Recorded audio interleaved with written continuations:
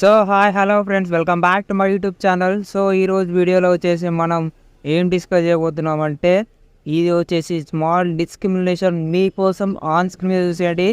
మనం కవర్ చేయబోయే లీక్స్ అన్నీ మీకు ఆన్ స్క్రీన్ మీద చూపిస్తున్నా.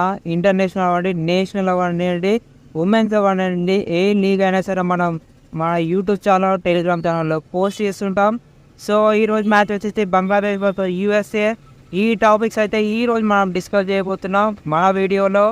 సో ఫ్రెండ్స్, పిచ్ రిపోర్ట్ వచ్చేసి గుడ్ బ్యాటింగ్ ఫర్ బౌలింగ్.